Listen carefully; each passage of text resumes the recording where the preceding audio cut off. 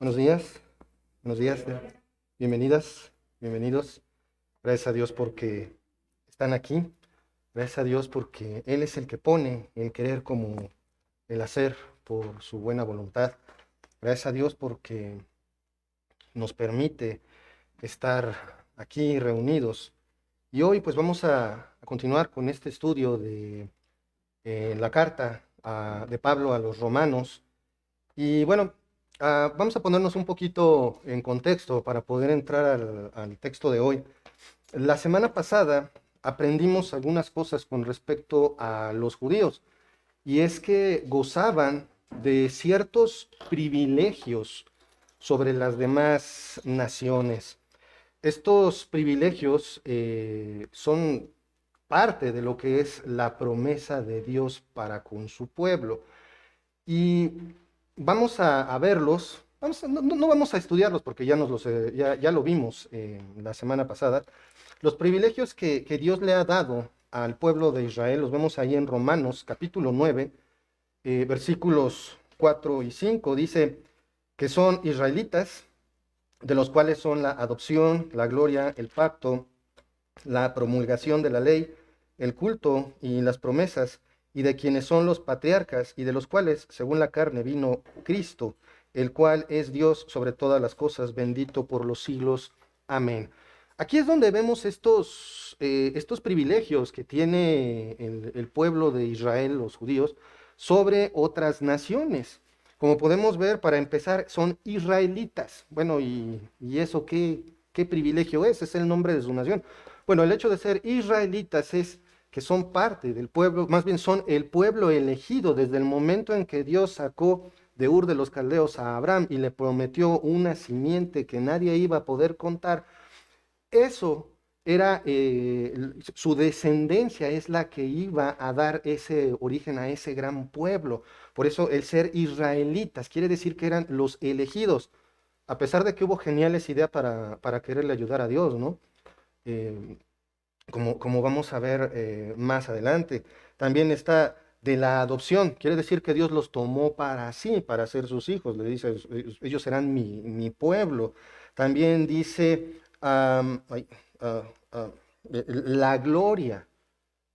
El pueblo de Dios, los israelitas convivieron con Dios, prácticamente podían verlo directamente al Señor. Veían la Shekinah, la gloria de Dios, ya fuera en la mañana o durante el día o durante la noche.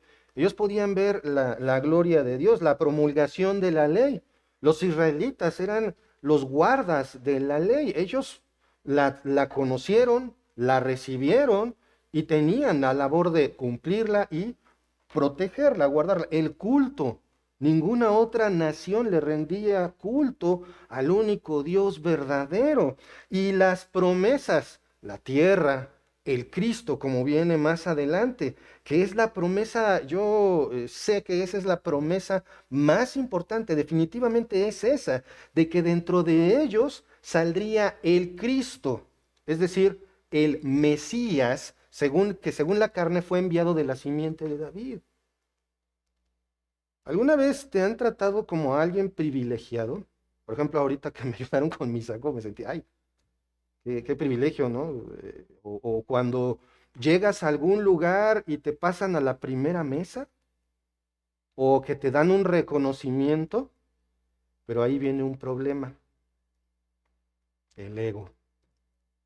Y eso fue un problema. Los judíos, porque aquí hay una cosa, como vimos en lo que nos enseñó Mark, ahí en Romanos capítulo 9 versículos 2 y 3 dice que tengo gran tristeza y continuo dolor en mi corazón, porque deseara yo mismo ser anatema, separado de Cristo, por amor a mis hermanos, los que son mis parientes según la carne.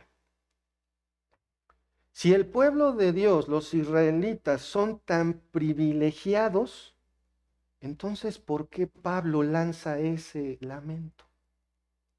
¿Por qué estaba tan triste como quizás algunos de nosotros nos podemos sentir tristes por el hecho de que alguien a quien amamos, por más que le compartimos, no? Pero aquí, ojo, No nos salgamos del contexto porque si no puedo empezar a enseñar mal. El contexto es Pablo hablando a judíos en Roma. ¿De acuerdo?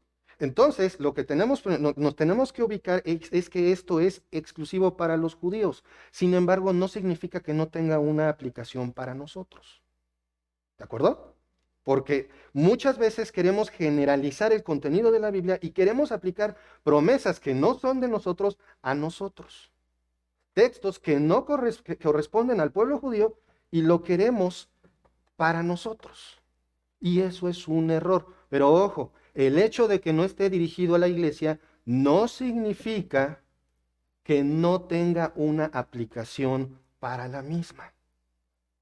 Esa parte es algo bien importante que nosotros debemos de tener en cuenta. No se quiten esa idea de la mente y pues en los siguientes textos, lo demás que vamos a ir aprendiendo es lo mismo. Vamos a estar hablando del pueblo judío. ¿De acuerdo? Ahora, el punto aquí que vemos, porque vemos que Pablo incluso dice, yo desearía dejar de ser salvo, cosa imposible.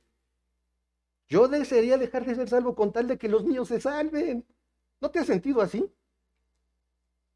Desesperado porque nomás no responden.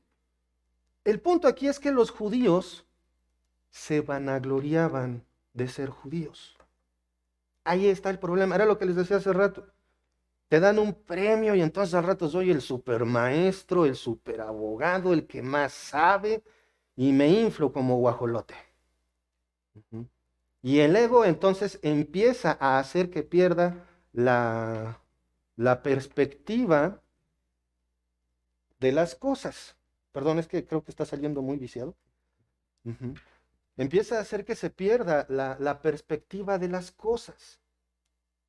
Y el pueblo de Dios, el guarda de la ley, los escogidos, aquellos seleccionados para ser el pueblo de Dios, etcétera, perdieron también la perspectiva correcta. Los judíos se vanagloriaban de ser judíos, tanto en un sentido, ojo, nacionalista como espiritual y moral. O sea que llegó el momento en que se sintieron superiores a todos, en todo. Y seamos honestos, sí, para eso los escogió Dios, pero no como ellos lo estaban manejando. Esto solo era una ilusión en la mente judía, en la mente colectiva judía. Esta ilusión había crecido de su arrogancia judía. Y esta arrogancia judía había fabricado cosas como la importancia exagerada de la circuncisión. Si no eres circunciso, olvídalo. Y entonces los judaizantes estaban recargando o estaban sobrecargando a los creyentes judíos. Acuérdense que hasta aquí estamos hablando de judíos y en el aspecto de la iglesia, los creyentes que son judíos también. ¿De acuerdo? Y Pablo ya les había dicho esto, ya les había dado advertencias. Vamos a Romanos capítulo 2, versículos 28 y 29. Ahí podemos leer este tema. No era tema nuevo en esta carta, pues no es judío el que lo es exteriormente, ni es la circuncisión la que se hace exteriormente en la carne. Una pausa aquí. Vamos a dejar ahí el texto. Dice, no es judío el que lo es exteriormente. Ah, caray, ¿cómo? Pues nací judío, entonces ¿qué soy? Judío. Pero aquí la Biblia está diciendo, Pablo está diciendo, no, el que nace judío no es judío. ¿Cómo? ¿Por qué? Continúa el texto, versículo 29, sino que es judío el que lo es en el interior, y la circuncisión es la del corazón, en espíritu, no en letra, la alabanza del cual no viene de los hombres, sino de Dios. Aquí hay una aplicación para nosotros como iglesia. ¿Somos cristianos de palabra nada más? ¿Se me nota lo cristiano o se me nota lo humano? Es bien importante que nosotros estemos reflexionando en eso porque nuestra salvación nos puede llevar a ser arrogantes y creer que no necesito orar porque pues ya soy hijo de Dios, ya Chuchito es mi cuate y entonces ya tengo yo una relación especial con el Señor y nos olvidamos de la reverencia. El pueblo judío también hizo eso y lo hace. No importa, me puedo, como tristemente nos hemos dado cuenta por las estadísticas, ¿no? Me puedo conectar tarde al servicio. Y ahorita ya también. ¿Para qué voy si lo puedo ver? Y empezamos a descuidar nuestra relación con Dios. Porque como le pasó a los judíos, su arrogancia judía hace que se pierda la perspectiva.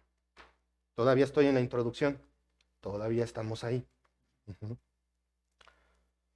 Como nos lo ejemplificó Mark la semana pasada, todos quisiéramos, ¿manda? Ah, sí, hace 2 semanas. Bueno, la prédica pasada, todos quisiéramos uno o que muchos de nuestros seres queridos, todos nuestros seres queridos se arrepientan de sus pecados y pongan su fe en Jesucristo para salvación. Y se los decimos. Ujú. Les decimos el Evangelio. ¿Qué ven? ¿Qué ven nuestros familiares? ¿Qué ven aquellos seres queridos que sean salvos? Ujú.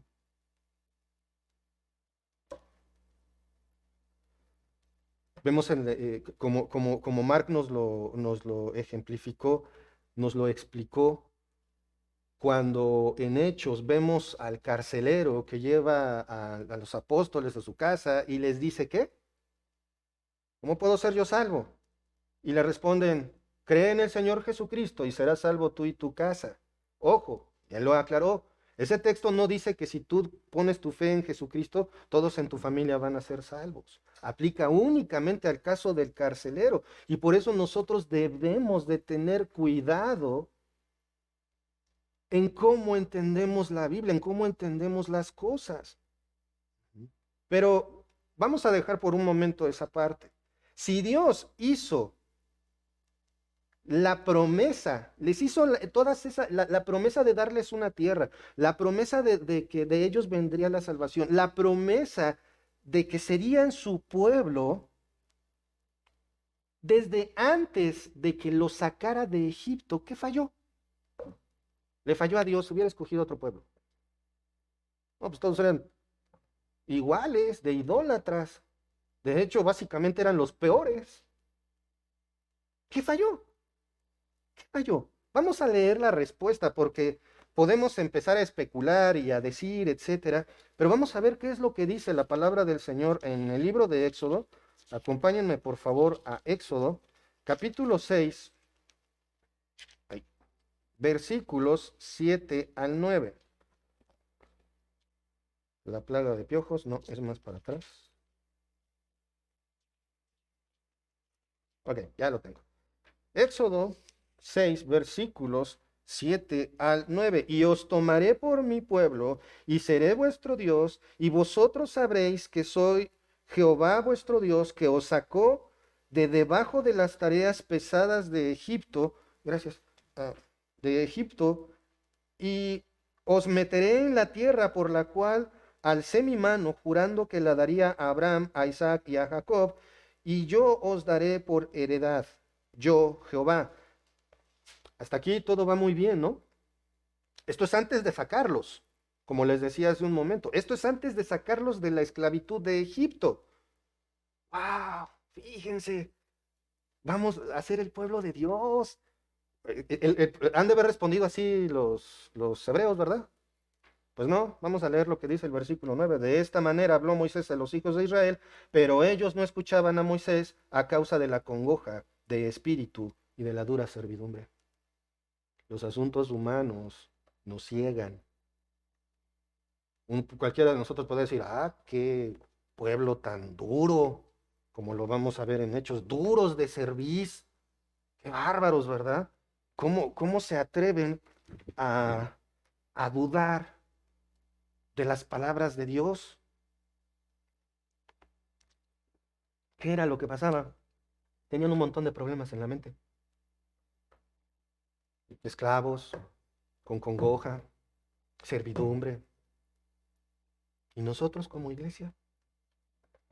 Hay cosas que nos hacen desviarnos de lo que Dios nos dice en su palabra. Sí, un montón. el día a día.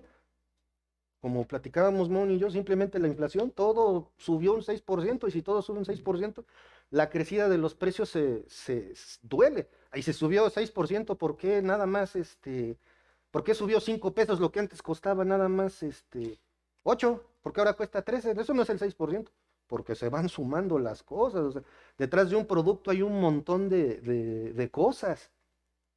Y estamos tronándonos los dedos, ¿qué voy a comer? ¿Qué voy a hacer? No tengo chamba. Y ojo, no estoy diciendo que no sean preocupaciones válidas. Imagínense a los hebreos, esclavos, oprimidos. ¿Tenían razones para estar preocupados? Sí. Pero la palabra de Dios dice, busca primero el reino de Dios y su justicia y lo demás se te dará por añadidura. Pero nos entra por aquí y nos sale por acá, si es que entra. Y decimos, no, yo amo a Dios un montón, yo le creo. ¿Seguro? Y ojo, prosperidad económica no necesariamente significa bendición. Rara vez la prosperidad económica es una bendición. Porque cuando el pueblo judío, cuando el pueblo de Dios estuvo en gran prosperidad, se olvidaron de él y se entregaron a la idolatría.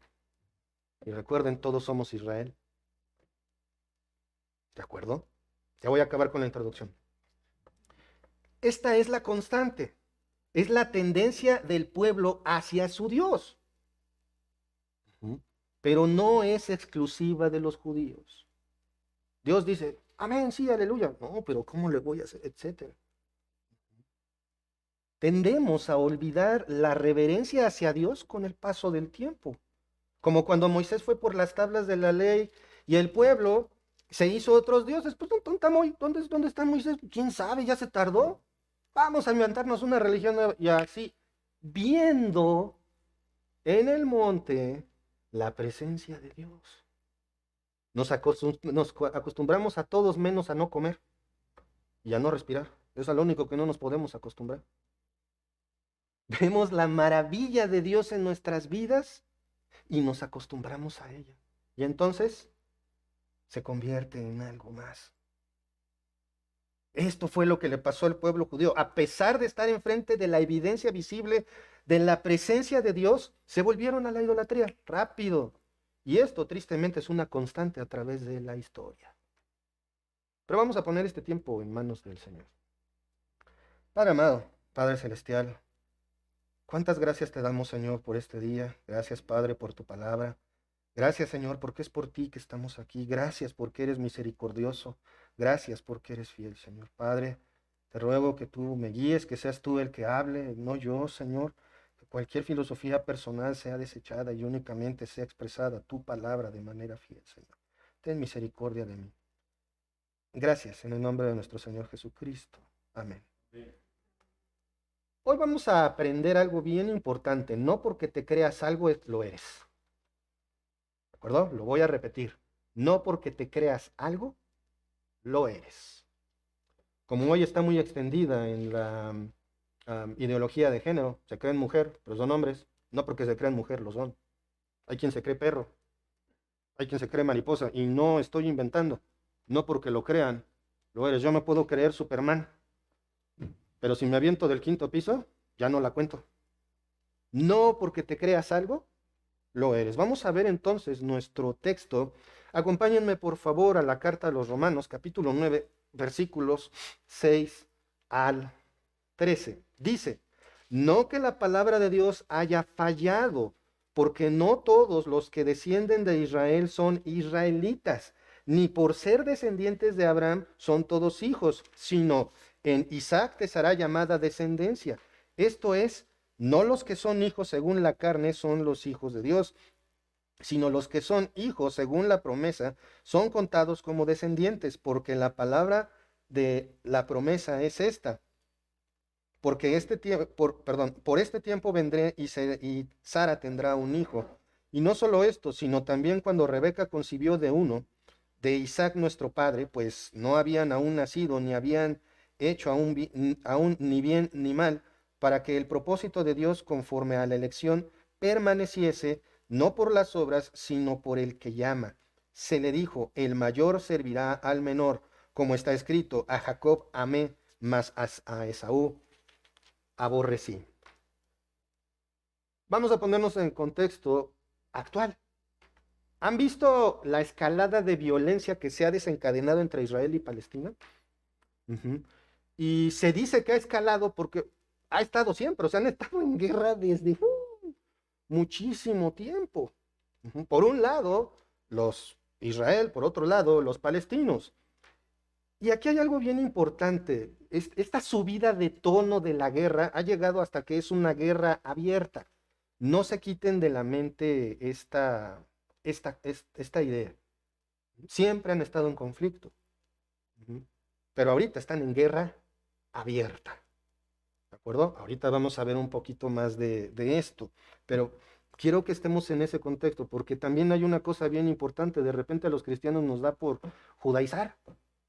Porque de repente un rabino dice, no, ya viene el Señor y, ay, sí, y todos. Es increíble cómo la comunidad cristiana expande más esas noticias judías que los mismos judíos. Hay que tener mucho cuidado porque si ustedes ven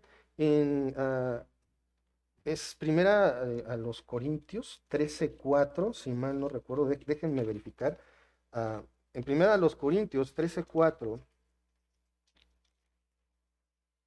no, no me acuerdo, ahorita se me fue la cita, una disculpa, pero la palabra de Dios dice bien claro que los judíos, los maestros de la ley, tienen los ojos velados en cuanto a la palabra de Dios. Ellos no la pueden entender, la quieren enseñar hablando del Pentateuco y no lo pueden comprender. Entonces, cuando alguien de la comunidad judía dice, ya se acerca el fin, ¿qué creen? Todavía no. Porque también recordemos que la hora y el lugar nadie lo sabe. Déjenme ver si me acuerdo de la cita. 13.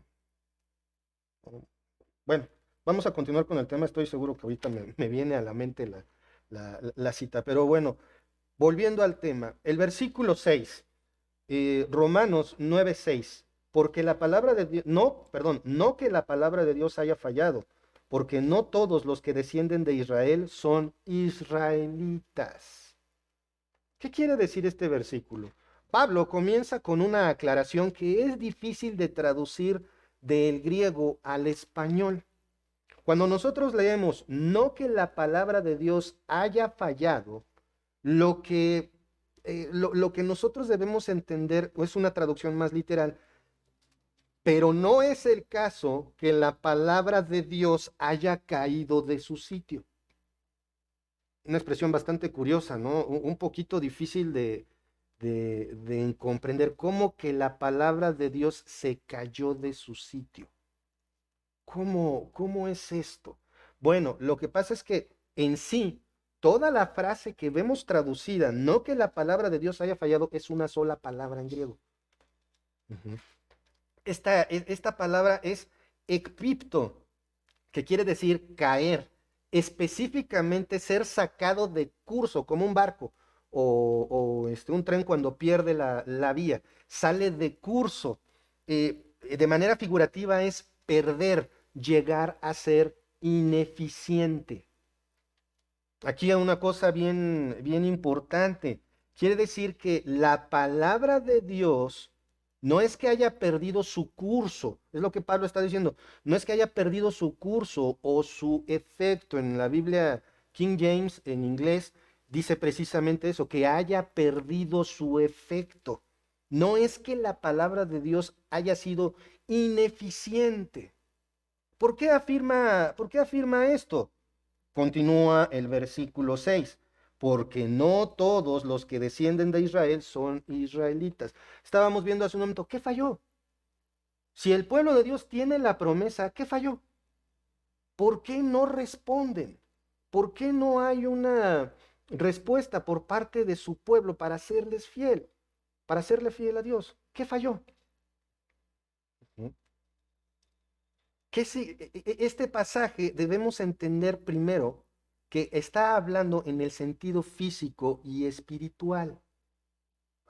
Es un poquito difícil de entender esta parte.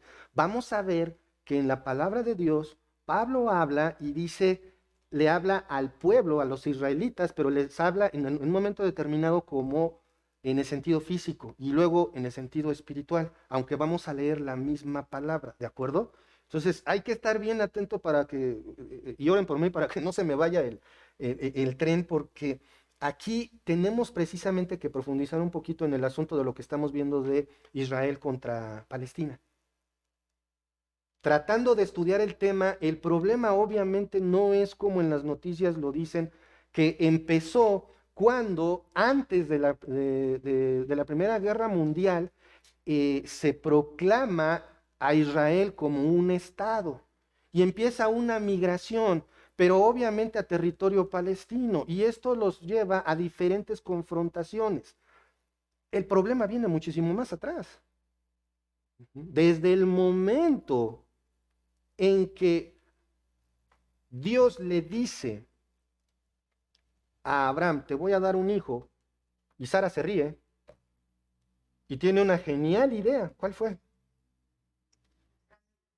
Pues como yo no puedo, pues le voy a ayudar a Dios, porque Dios no va a poder darme un hijo ya viejita, porque hasta dice, voy a tener placer con mi marido. ¿Cómo? Ahorita vamos a ver eso más a detalle.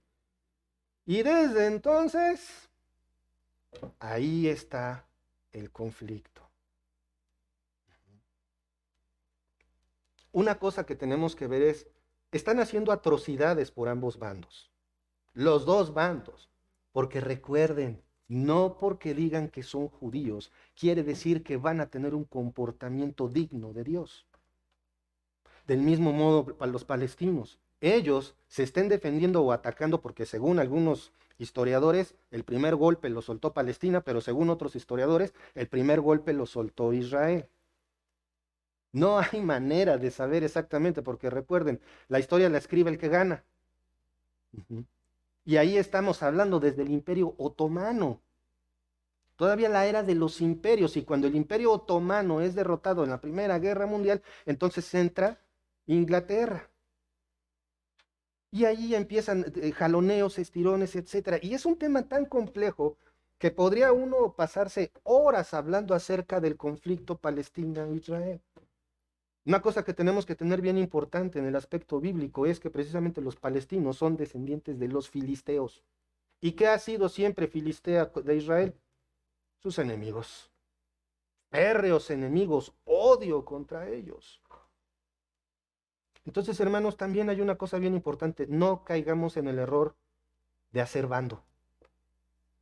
Sí, debemos de bendecir a Israel, pero debemos de ser sabios. Porque como es de complejo entender el hecho de que siendo israelita no eres israelita, como le dijo Pablo a sus lectores, así de complejo es entender este conflicto.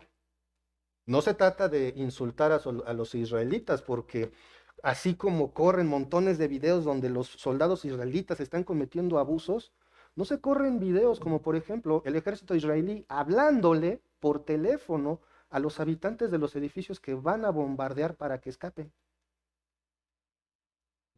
Siempre va a haber obviamente una posición contra el pueblo de Dios, pero ojo, el pueblo de Dios no está haciendo todo bien.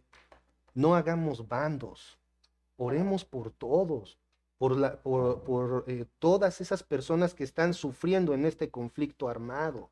Que Dios tenga misericordia. Y ojo, el hecho de que este conflicto esté escalando no significa que ya viene el Señor. Por lo cual debemos de todas maneras seguir velando, seguir pendientes de comportarnos de acuerdo a lo que Dios nos pide, de no caer en el mismo error que los judíos. Al fin que ya soy hijo de Dios, entonces, ¿qué hago? Pues a portarme como yo quiera, ¿no? A pecar, lo dijo, lo vimos. Entonces, ¿qué? ¿Perseveraremos en el pecado para que la gracia abunde? De ninguna manera. Yo les invito a que oren tanto por Israel como por Palestina. Porque de verdad, lo peor que podemos hacer es hacer bando. Ni siquiera sabemos realmente cómo está el asunto. Es como cuando en consejería llega la dama o el caballero a quejarse de su respectivo cónyuge. Y cuando hablas con la otra parte, ah, es que se me olvidó decirte esto.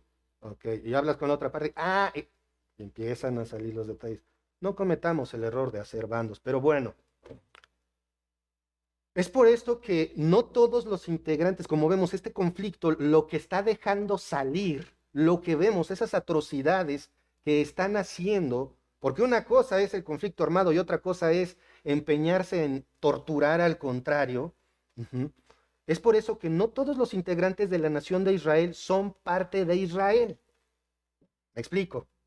Acuérdense, es hablar de Israel como nación, raza, ¿sí? Pero también Israel como hijos de Dios, ¿sí? Entonces, voy a tratar de decir, cuando le haga Israel, estamos refiriendo al sentido nacionalista, al sentido moral, ¿sí? Y cuando le haga así, me refiero al sentido espiritual, ¿de acuerdo? Para tratar, porque es un relajo esto. Al menos a mí me costó mucho trabajo entenderlo, ¿de acuerdo? Entonces, es por esto que no todos los integrantes de la nación de Israel son parte de Israel o el pueblo de Dios. No por ser judío eres judío, ¿sí? Así como que queda mejor explicado, ¿verdad? Entonces, vamos a analizar esto a la luz de las escrituras y les pido por favor me acompañen a Isaías capítulo 10 vers versi versículos 20 y 21. Dice así la palabra de Dios. ¿Qué dije? Isaías 10, 20 y 21. Acontecerá en aquel tiempo que los que hayan quedado de Israel y los que hayan quedado de la casa de Jacob nunca más se apoyarán en el que los hirió, sino que se apoyarán con verdad en Jehová, en el Santo de Israel. El remanente volverá, el remanente de Jacob volverá al Dios fuerte. Recordemos que Pablo se está dirigiendo a sus compatriotas y cada judío tenía de menos un conocimiento general del Pentateuco, bueno, ya para esta altura de la Septuaginta, ya tenían un contexto general de lo que hoy es el Antiguo Testamento. Ujú. Por eso se da por hecho que su auditorio sabe de lo que está hablando. Lo vemos aquí. Hay una cosa bien importante que tenemos que ver. ¿Todos los judíos son el pueblo de Dios? ¿Ya nos quedó claro qué? No, no todos los judíos son el pueblo de Dios. Todos los judíos son judíos, su país, su nacionalidad, etcétera, físico, pero espiritual, ¿todos son Israel? No, no todos los israelitas son Israel. ¿De acuerdo? Acuérdense, de este lado lo físico, de este lado lo espiritual. ¿De acuerdo? Ujú. Cuando Pablo dice, no todos los que descienden de Israel son israelitas, son palabras durísimas. O sea, que tú le digas a un israelita, no eres israelita, de mínimo te suelta un golpe. ¿Por qué? Porque estás hiriendo su nacionalismo. Ojo, también hay extremistas de ese lado. Simple y sencillamente hay judíos ortodoxos, ultraortodoxos y ultraortodoxos. O sea, dentro de la ultraortodoxia, o sea, el cumplimiento férreo de su ley, hay quienes la cumplen, pero al extremo. Y había fariseos, saduceos, etcétera. La misma canción siempre. Ujú. Son palabras durísimas, ya que les dice que no todos los descendientes, como dijo John MacArthur, no todos los descendientes físicos de Abraham son herederos de la verdadera promesa. Ujú. No todos. Pero hay un número, que es lo que estamos viendo aquí en Isaías, así. Quiere decir que de Israel se va a salvar Israel. Un remanente. Y aquí viene una reflexión para nosotros. Recordemos, esto es aplicable únicamente ¿a quién? Al pueblo de Israel, a los judíos en Roma. Pero no por eso no vamos a tener, bueno, más bien es dirigido a los judíos romanos, pero no por eso no va a dejar de tener aplicación para nosotros, para nuestras vidas. ¿Cuál es la aplicación aquí? Por ejemplo, ahorita mis hermanos que están aquí presentes, que le doy muchas gracias a Dios porque están aquí. Eres cristiano, ¿verdad? O los que nos están viendo, eres cristiano. ¿Sí? Entonces lo obedeces. en todo. Ah, y no, más o menos, sí. Y no que, "Oh, yo estoy aquí, yo soy casi casi el papa entre ustedes". No, no, no, no, no. Pero debemos de reflexionar. ¿Voy a pecar? Sí. ¿Me voy a tropezar? Sí, pero no me debo de hacer campeón del tropiezo. Un campeón como Yagai, perseverando. No perseveremos en el pecado.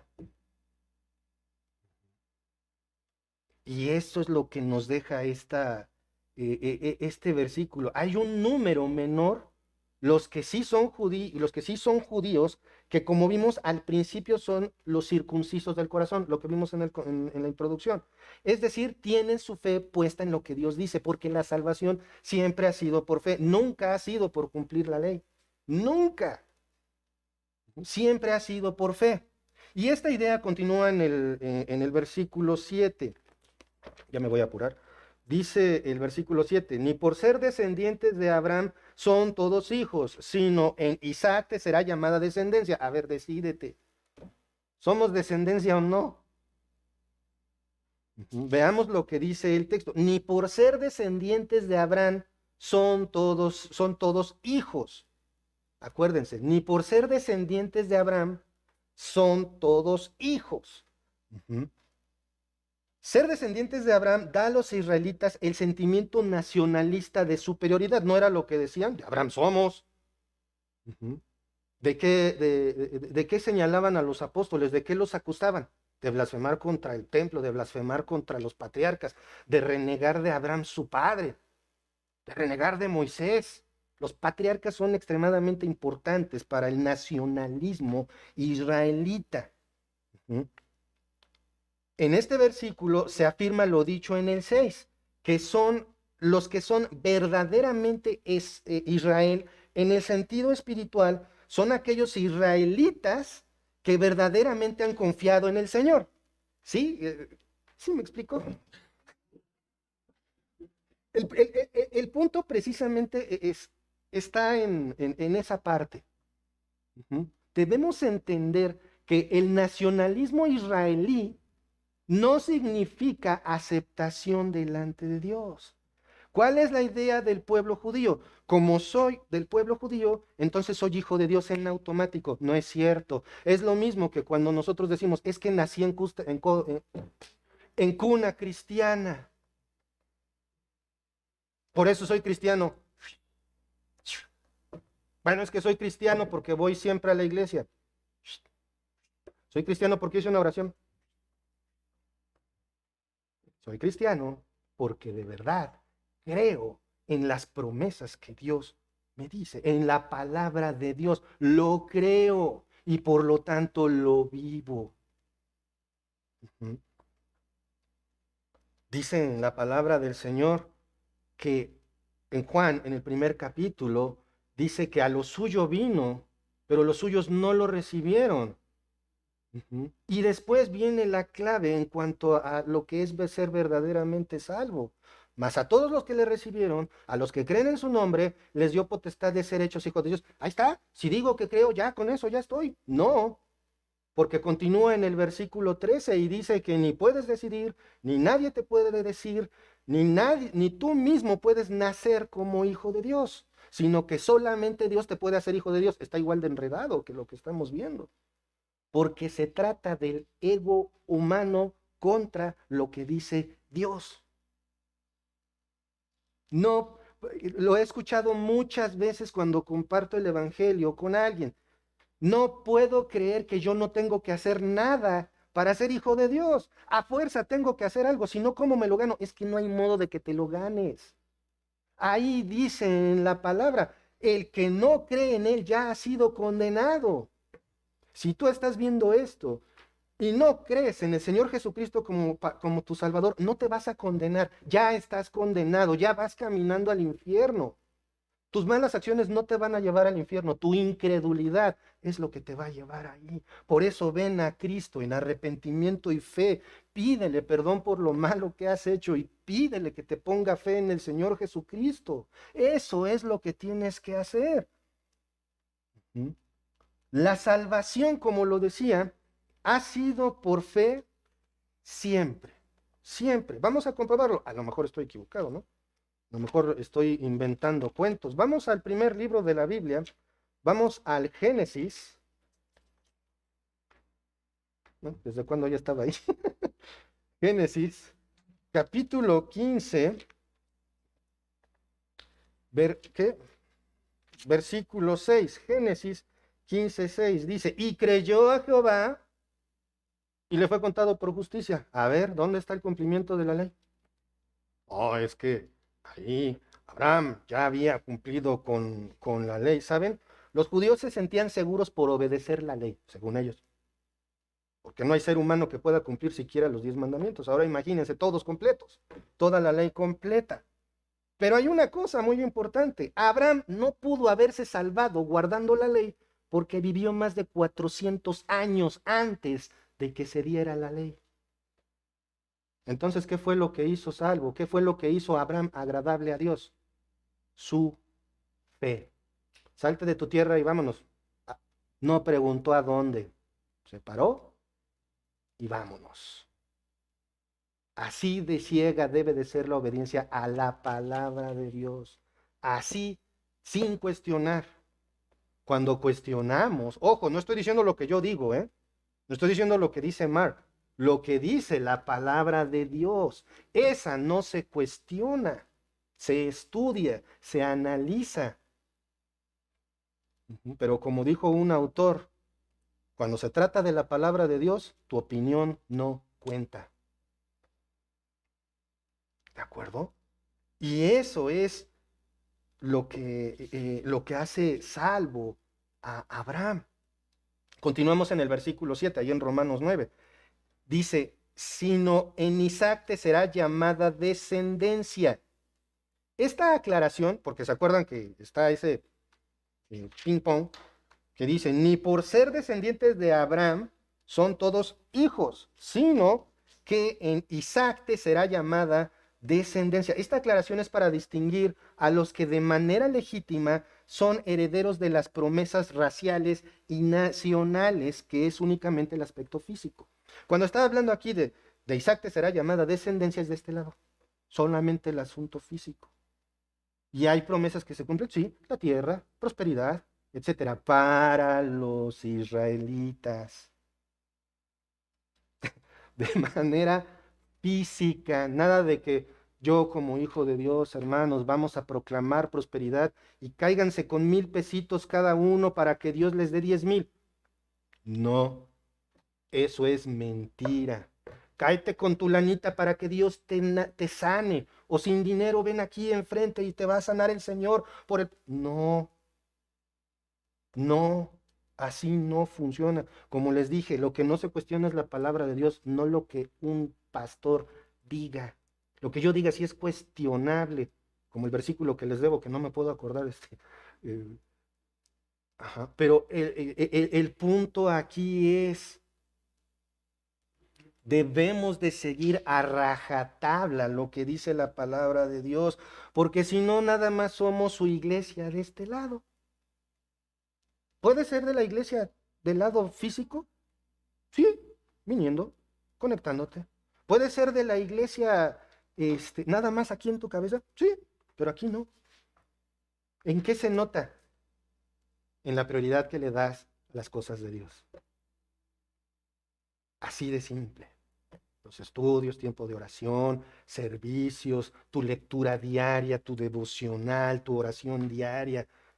¿Cuánto tiempo del día le dedicas a Dios exclusivamente? Ahí es donde se nota si estoy aquí o acá. Uy, ahora imagínense eso a oídos de los judíos. Es como un sartenazo. Es un golpe muy duro. Esta aclaración, como les decía, los hace, los identifica como los herederos legítimos de las promesas de Dios. ¿Del lado? ¿De qué lado? Del lado nacionalista, del lado físico. ¿De acuerdo? Vamos a Génesis capítulo 17.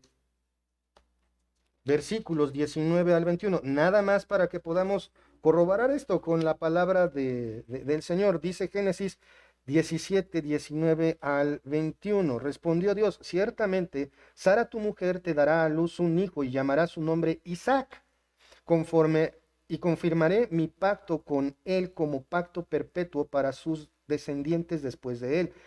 Y en cuanto a Ismael, también te he oído. He aquí que le bendeciré y le haré fructificar y multiplicar mucho en gran manera. 12 príncipes engendrará y haré de él una gran nación. Mas yo estableceré mi pacto con Isaac, el que Sara te dará a luz por este tiempo el año que viene. Aquí tenemos que ver una aclaración bien grande que está haciendo Dios y que hace Pablo cuando vemos que dice que habla de la descendencia de Isaac. El primer hijo de Abraham no fue el que le había prometido Dios. Sin embargo, el pacto era para con Isaac. ¿De acuerdo? Nosotros tenemos que ver esto. Vamos a un poquito más adelante a Génesis 21:12. Génesis 21:12 dice así. Entonces dijo Dios a Abraham, no te parezca grave a causa del muchacho y de tu sierva. En todo lo que dijere Sara, oye su voz, porque en Isaac te será llamada descendencia. Nuevamente, Pablo dice que de Isaac te será llamada descendencia para confirmar que ellos son los herederos legítimos, porque había uno ilegítimo. ¿De acuerdo? La idea continúa ahí en Romanos 9:8. Dice así, esto es, no los que son hijos según la carne son los hijos de Dios, sino los que son hijos según la promesa son contados como descendientes. Otra vez nos encontramos con este texto, esta idea. Hijo según la carne es la referencia que se ha repetido en el sentido racial y nacional. El aspecto físico, continúa el versículo, sino los que son hijos según la promesa son contados como descendientes. Los hijos de la promesa son la simiente espiritual de Abraham. Recuerden, hay simiente espiritual, perdón, hay simiente de Abraham y hay simiente de Abraham. Hay descendencia de Abraham y hay descendencia de Abraham. Sí se entiende la diferencia, ¿verdad? Sentido físico, nacionalista, etcétera, sentido espiritual. Hay hijos de Dios y hay hijos de Dios. Y en la iglesia hay creyentes y hay creyentes. Y tristemente, por lo general, de este lado, el grupo se compacta.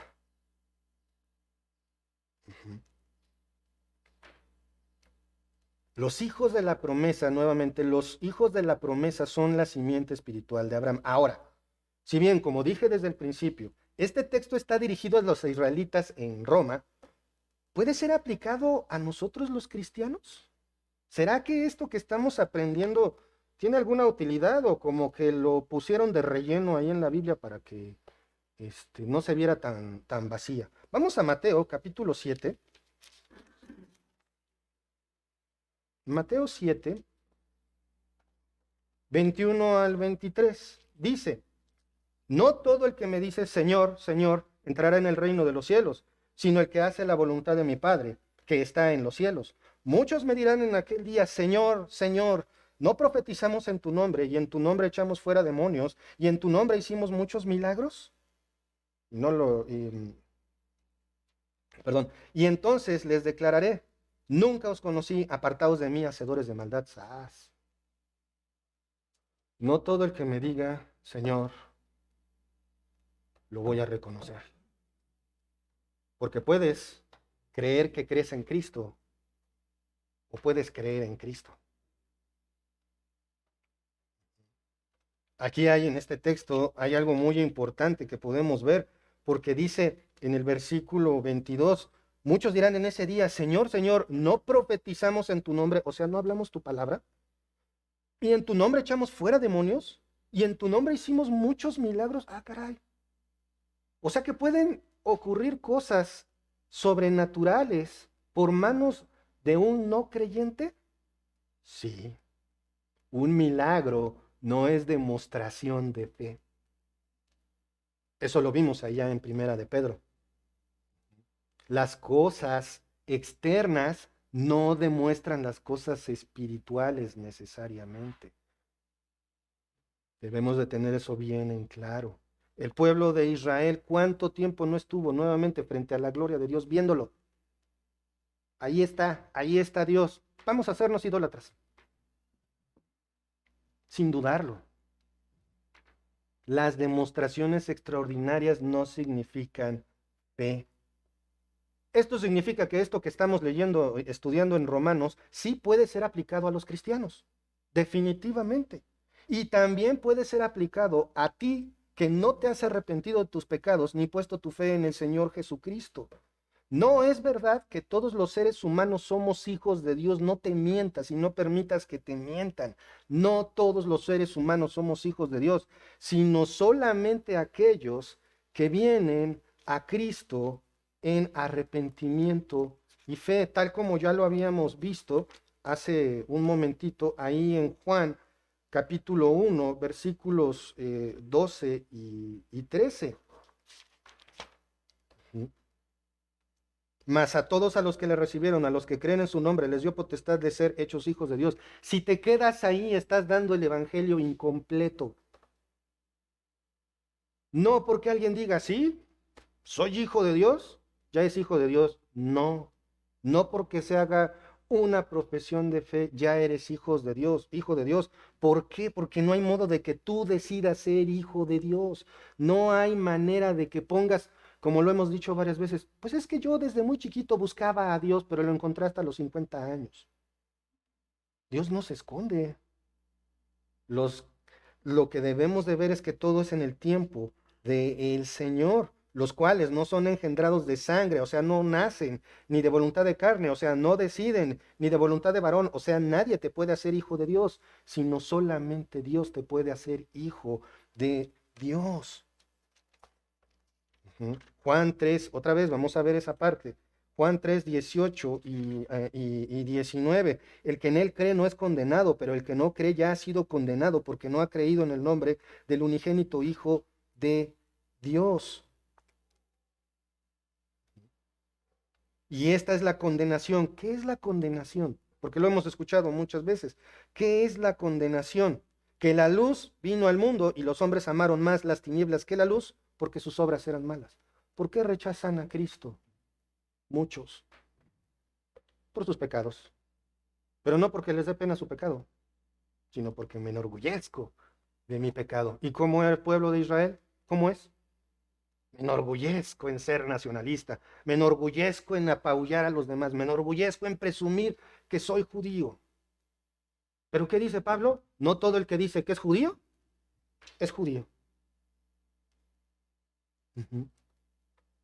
Versículo, vamos a continuar ahí en Romanos 9 y ahora al versículo 9. Porque la palabra de la promesa es esta: por este tiempo vendré, hijo. Aquí esto es una cita de Génesis 18:10, cuando Dios le da esta promesa. Génesis 18:10. Dice así la palabra del Señor. Entonces él dijo, de cierto volveré a ti y según el tiempo de la vida, he aquí que Sara tu mujer tendrá un hijo. Y Sara escuchaba a la puerta de la tienda que estaba detrás de él. Es de notarse que inmediatamente, fíjense en esto, Dios, ¿qué acaba de hacer aquí? Acaba de pronunciar la promesa. Lo acaba de decir, ¿sí o no? Dice ahí en el versículo 10, de cierto volveré a ti y según el tiempo de la vida, he aquí que Sara tu mujer tendrá un hijo. Se lo está diciendo Abraham y Sara está escuchando ahí, tras bambalinas, ¿no? Nada más de pronunciar Dios la promesa viene la duda. Ay, Sara, qué bárbara. ¿Y nosotros? Nada más de escuchar lo que dice la Biblia, viene la duda. Ah, ¿será que Dios sí puede proveerme? ¿Será que Dios sí tiene el control? ¿Será que Dios de veritas es soberano? ¿O nada más a medias? o hasta donde yo lo dejo. Porque por un lado está mi trabajo, pero Dios no se mete ahí, Dios nada más en la iglesia. Lo demás me toca a mí. ¿Qué es lo que vemos que ocurre? Viene la duda. Ahí mismo, Génesis 11, dice, y Abraham y Sara eran viejos, de edad avanzada, y Sara le había cesado ya la costumbre de las mujeres. En otras palabras, ya no menstruaba, ya. No había manera física posible, no había manera física posible de que tuviera un hijo. Se rió, pues Sara entre sí diciendo, después de que he envejecido, ¿tendré deleite siendo también mi señor ya viejo? O sea, no nada más ya no funcionaba Sara. Tampoco Abraham. Ya estaban grandes, ya no había manera. Pero manera humanamente hablando. Entonces Jehová dijo a Abraham, ¿por qué se ha reído Sara diciendo, ¿será cierto que he de dar a luz siendo ya vieja? ¿Hay para Dios alguna cosa difícil? Y esta pregunta la lanzo para mis hermanos y hermanas. ¿Hay para Dios algo difícil? Entonces, ¿por qué dudamos?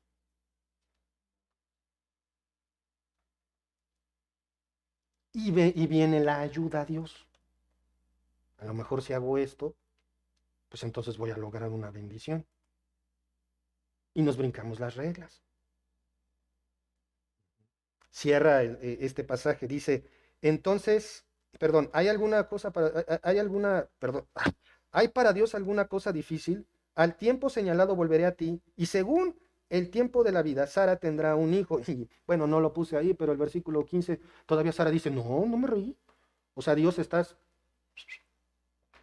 no escuchas, no sabes. Todavía lo niega. Viene la incredulidad. Igualito que Adán. ¿Qué dijo? ¿Qué hizo Adán cuando le preguntó Dios, ¿por qué pecaste? Pues por tu culpa, porque tú me diste la mujer. ¿Cuántas veces no hacemos eso? Le echamos la culpa a Dios. Es que, pues como estaba predestinado a cometer este pecado, pues, ¿qué puedo hacer? Y por consecuencia trágica, como vemos, al querer ayudar a Dios, el asunto se vuelve catastrófico, como Sara con la idea genial que desembocó en el nacimiento de Ismael, y somos testigos de este conflicto, lo que estamos viendo últimamente en la televisión.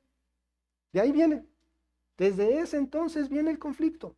Vean hasta dónde puede llegar el asunto cuando le quiero ayudar a Dios. ¿No acaso nada es imposible para Dios? Ahora, versículos 10 y 11, volvamos a Romanos 10 y 11. Y no solo esto, sino que también cuando Rebeca concibió de uno, de Isaac nuestro padre, pues no habían aún nacido, ni habían hecho aún bien ni mal, para que el propósito de Dios conforme a la elección permaneciese, no por obras, sino por el que le llama. Si bien sabemos también Jacob y Esaú tienen su historia. Y también mamá está involucrada. Rebeca, ahí ayudando a que uno engañe a su papá, Jacob.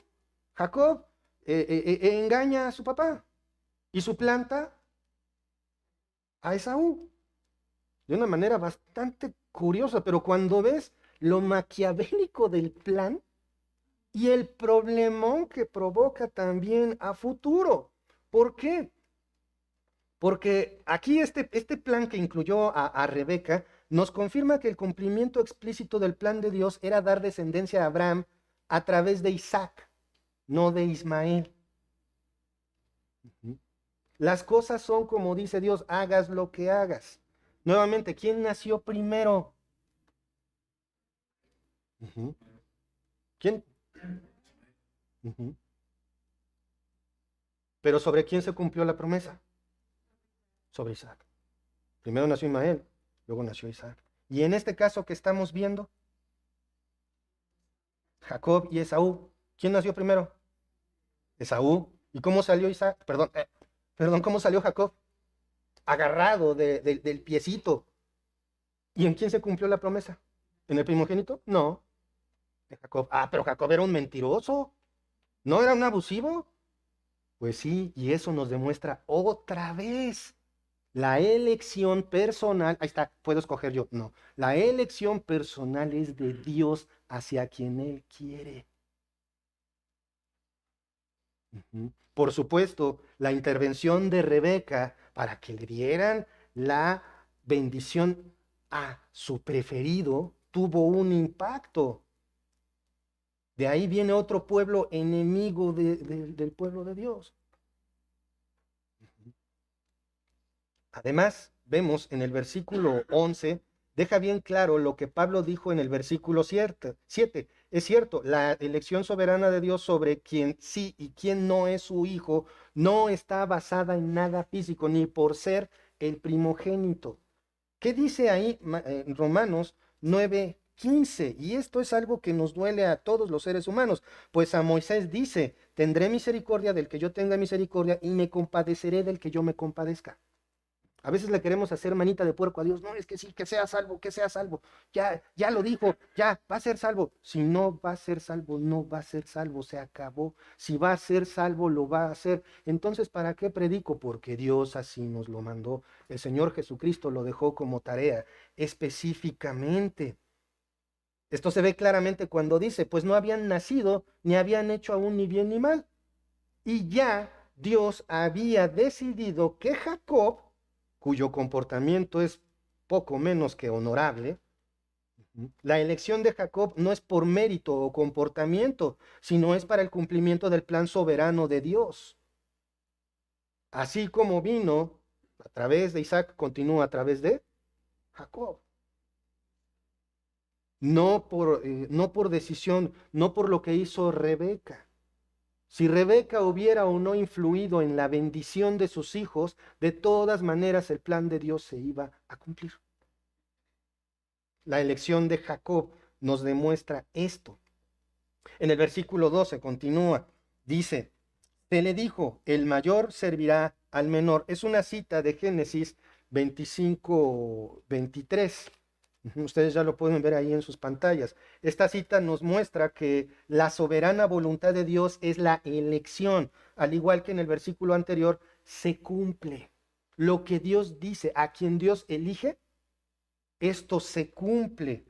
Estando en el vientre, todavía no habían nacido, todavía no cometían ni un solo pecado, y ya Dios había hecho un lado a Esaú para que su descendencia fuera con Jacob. Sus destinos ya estaban predeterminados por el Creador.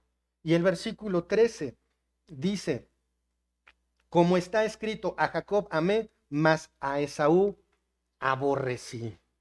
Esta es una cita de Malaquías, capítulo 1, versículos 2 y 3. Dice así, yo os he amado. Yo os he amado, dice Jehová, y dijisteis, ¿en qué nos amaste? ¿Nos amaste? ¿No era Esaú hermano de Jacob? Dice Jehová, y amé a Jacob y a Esaú aborrecí, y convertí sus montes en desolación, y abandoné su heredad para con los chacales del desierto. Una cosa bien importante aquí, si dice aborrecí, entonces ¿por qué vemos allí en Génesis 36 que prosperaron y eran un montón y crecieron como pueblo y llegaron a ser los edomitas? Pueblo enemigo de Dios. Entonces, aquí hay una contradicción. O Dios ama a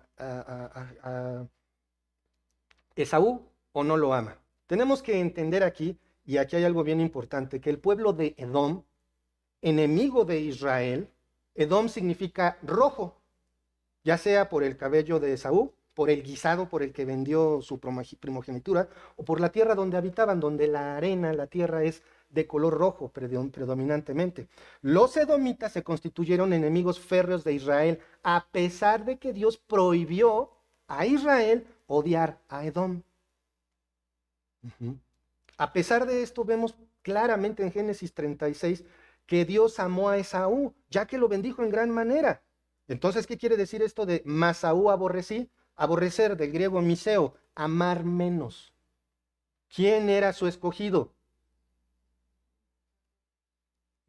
Jacob, que sería en un futuro el pueblo de Israel. Lo amó menos. Esaú no fue escogido por Dios.